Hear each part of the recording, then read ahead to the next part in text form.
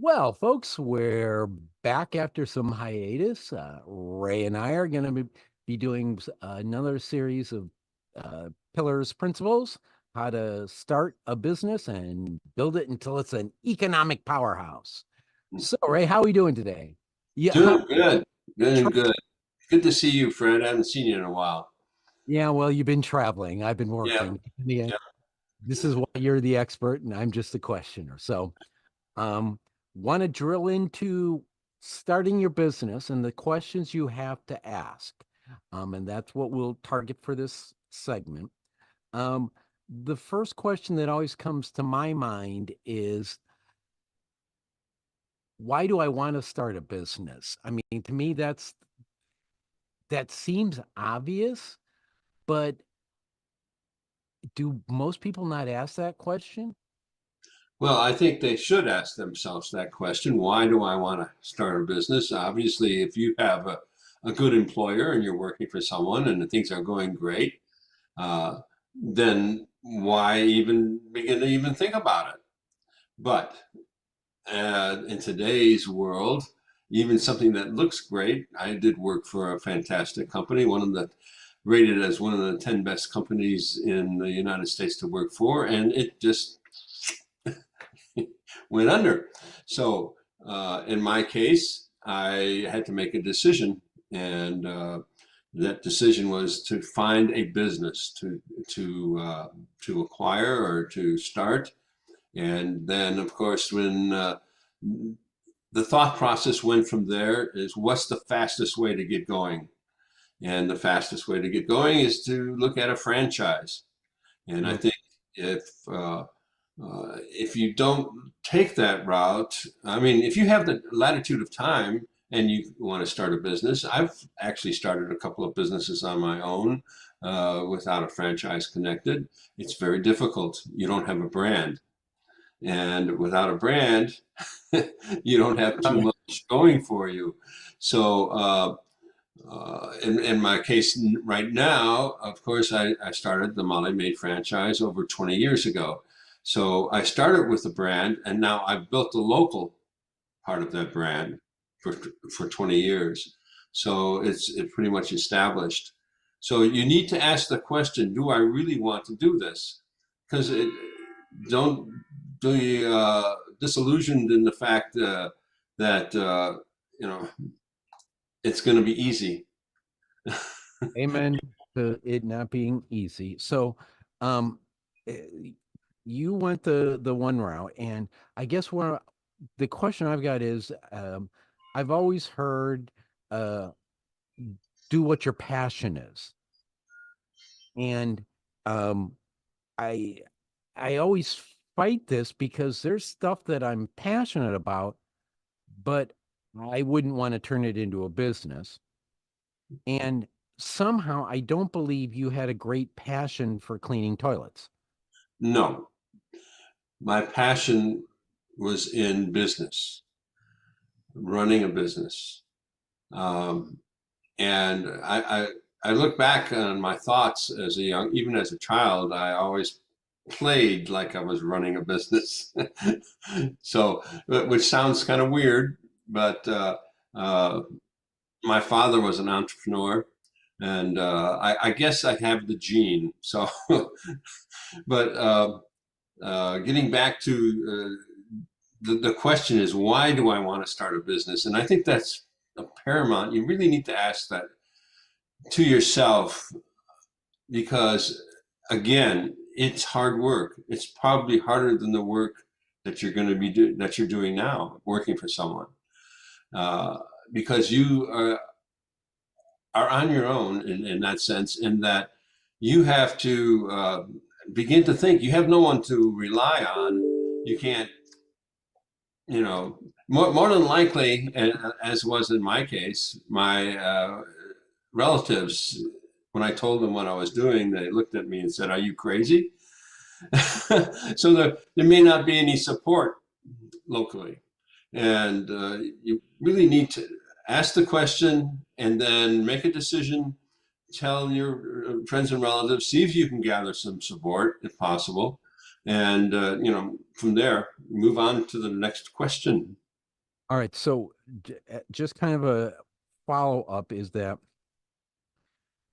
I to me, I agree with everything you said. You have to know, and my belief is most people go into business for themselves because of some life event. In Mhm. your case, you got laid off.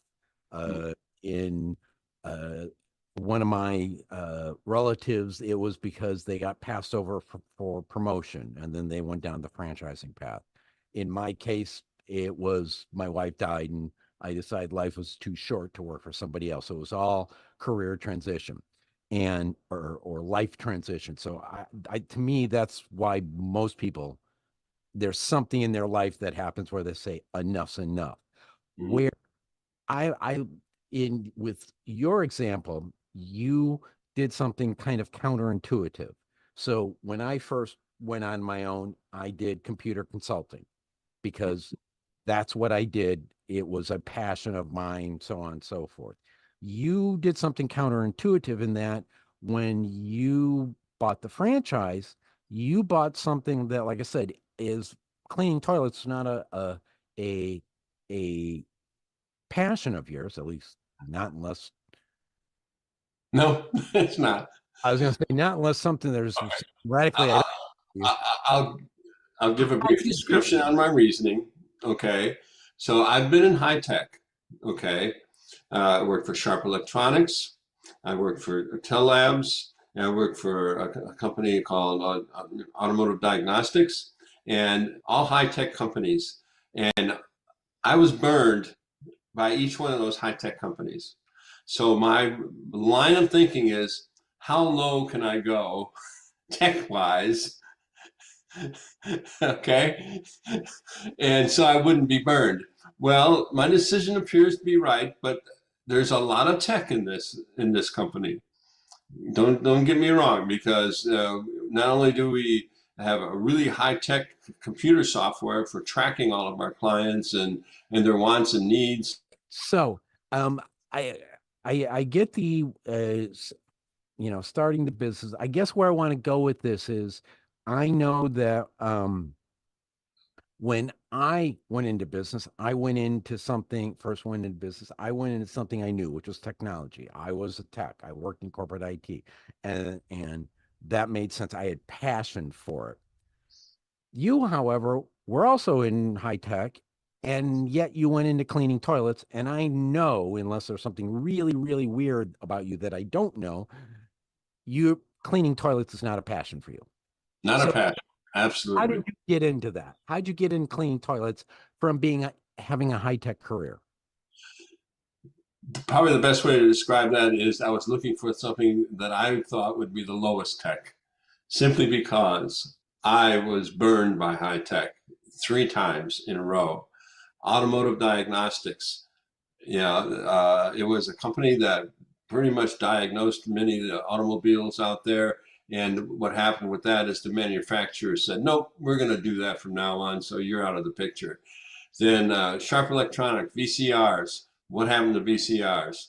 Telabs. What happened to telephones that used to hang on the wall? Gone. So uh, Telabs was one of the 10 best companies in the United States to work for at one time. I thought I had the ideal job and I was all set. Boom, gone. Anyway, so now I'm looking for something that is as low tech as I thought as I can get. And that's when I found the franchise I have right now.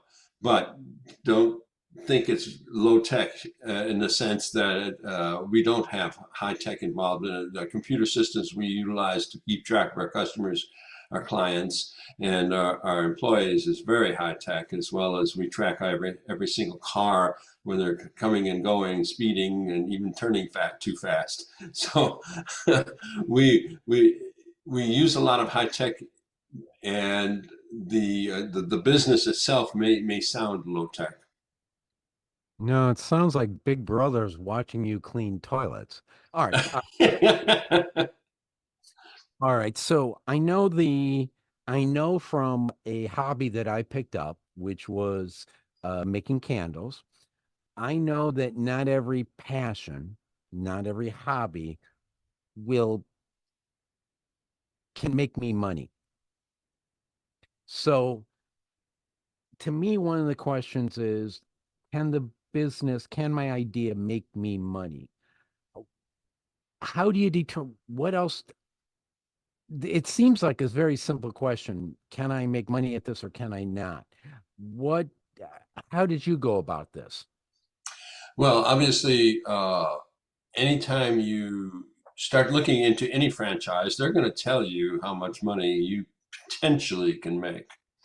Okay, so um, it's can't.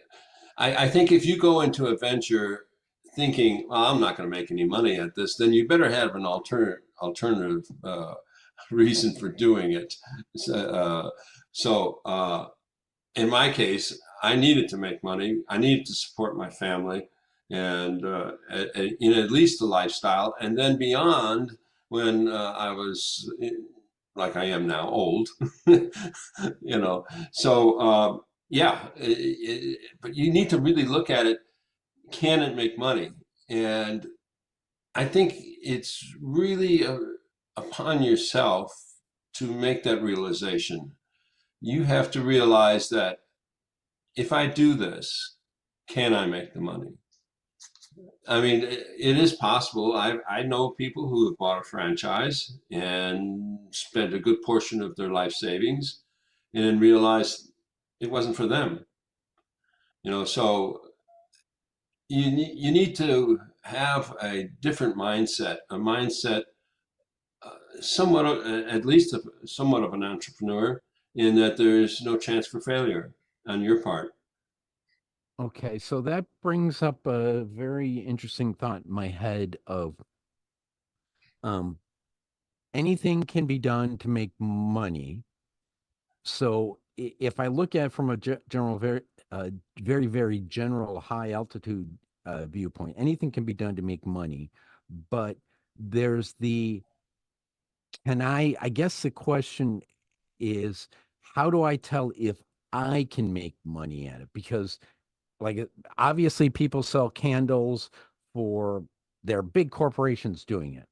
Um, I figured out after a while I enjoy it, I was not going to make money at it because of several reasons. So, how any ideas or any hints on how we determine within ourselves if we can make money doing something?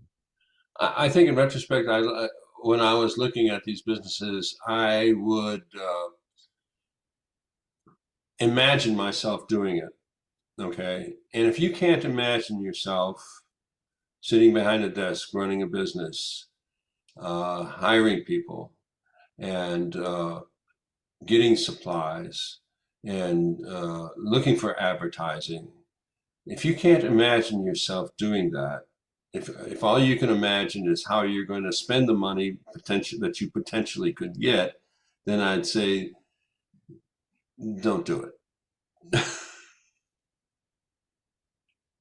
That is an excellent. We'll stop for this segment today because if you can't imagine yourself making money at it, in other words, I love that. If all you're seeing yourself do is spend the money and not doing the work of it, it's the wrong business for you. Yeah, no matter what it is. All right. Any last words of wisdom for this segment? Essentially, what we just described is a job, because that's why people go to work. They hate their work, and all they can imagine is Fridays when they get their paycheck and how they're going to spend it. We'll be back next time with more Pillars principles on how to become a good business person.